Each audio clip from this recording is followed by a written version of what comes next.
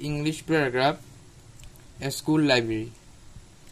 A library is a collection of books on different subjects. অর্থাৎ একটি গ্রন্থাগার হচ্ছে বইয়ের সংরক্ষণ বিভিন্ন বিষয়ের। A school library is a collection of books for the students and the teacher of a school. অর্থাৎ একটি বিদ্যালয় গ্রন্থাগার, লাইব্রেরি বাংলা হচ্ছে গ্রন্থাগার।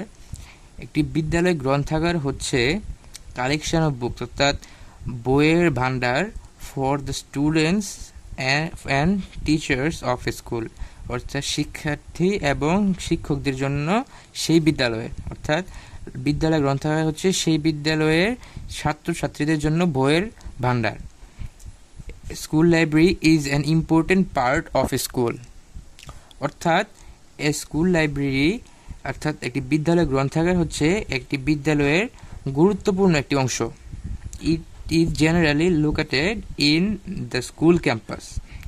অর্থাৎ ইট ইজ জেনারেলি লোকেটেড মানে হচ্ছে অবস্থান, যে সেটার অবস্থান কোথায় সেটা বোঝাতে লোকেটেড শব্দটা ইউজ করা হয়। It is generally located in the school campus, অর্থাৎ এটি সাধারণত স্কুল ক্যাম্পাস বা স্কুল এরিয়ার মধ্যেই অবস্থিত। Books are beautifully arranged in the book self.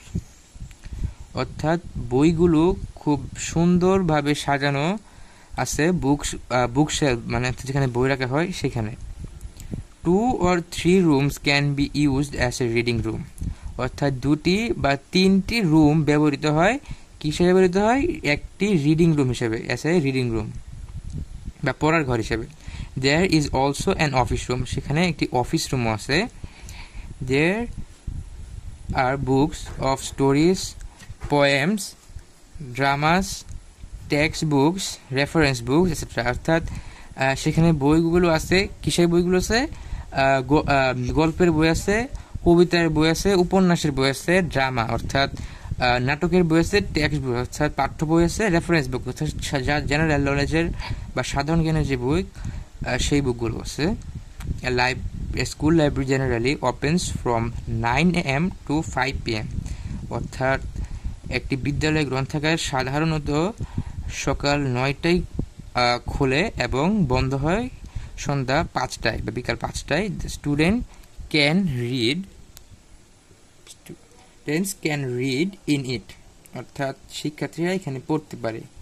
They can borrow books also, অর্থাৎ তারা এখান থেকে বই ধারও নিতে পারে। বোরো শব্দের অর্থ হচ্ছে ধার নেওয়া।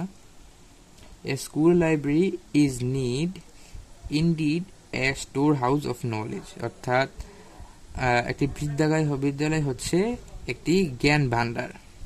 এখানে কিছু ওয়ার্ড মিনিং আছে। কালেকশন শব্দের অর্থ হচ্ছে সমষ্টি বা সংগ্রহ। ডিফারেন্ট শব্দের অর্থ হচ্ছে বিভিন্ন। ইম্পর্টেন্ট শব্দের অর্থ হচ্ছে গুরুত্বপূর্ণ। জেনারেলি শব্দের অর্থ হচ্ছে সাধারণ। লোকেটেড শব্দের অর্থ হচ্ছে অবস্থিত। অ্যারেঞ্জ শব্দের অর্থ হচ্ছে আয়োজন করা। বড় শব্দের অর্থ হচ্ছে ধার করা। স্টোর হাউস শব্দের অর্থ হচ্ছে ভান্ডার, যে গুদাম বলে সেটাকে স্টোর হাউস বলে ইংলিশে, এবং সেটার নাম হচ্ছে ভান্ডার। ইনডিড শব্দের অর্থ হচ্ছে বটে বা বস্তুত। নলেজ শব্দের অর্থ হচ্ছে জ্ঞান। আমরা যেটা ইংলিশটা পড়লাম সেটা বাংলাটা কিন্তু নিচে দেওয়া আছে, আপনারা দেখতে পাচ্ছেন। একটি বিদ্যালয় গ্রন্থাগার। একটি বিদ্যালয় গ্রন্থাগার হচ্ছে বিভিন্ন বিষয়ে বইয়ের সমষ্টি। বিদ্যালয় গ্রন্থাগার হচ্ছে ছাত্রছাত্রী ও শিক্ষকদের জন্য বইয়ের সংগ্রহ। একটি বিদ্যালয় গ্রন্থাগার বিদ্যালয়ের গুরুত্বপূর্ণ অংশ। এটি সাধারণত বিদ্যালয় ক্যাম্পাসে অবস্থিত। বিদ্যালয় ক্যাম্পাস মানে হচ্ছে যে এরিয়া, বিদ্যালয়ের যে এরিয়াটা আছে সেই এরিয়ার মধ্যে অবস্থিত। বইগুলো আলমারি ও বইয়ের থাকে সুন্দরভাবে সাজিয়ে রাখা হয়। 2টি বা 3টি কক্ষ পড়ার কক্ষ হিসাবে ব্যবহৃত হয়।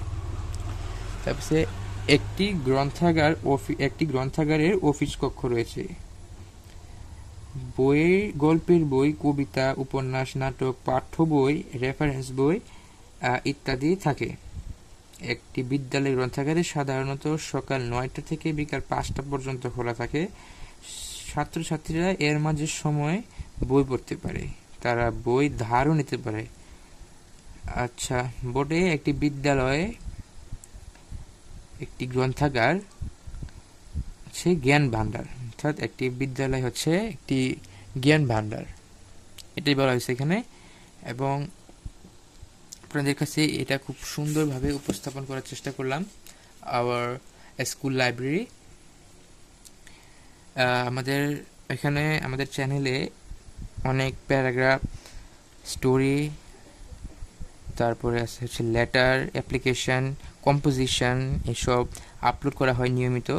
এবং আপনাদের সুবিধার্থে আমরা বাংলাটাও এখন নিয়ে এসেছি। আপনারা চ্যানেলটিকে সাবস্ক্রাইব করে রাখবেন। বেশি বেশি paragraph, application, letter, formal letter, informal letter, email, application, composition পেতে। তো আজকে এই পর্যন্তই।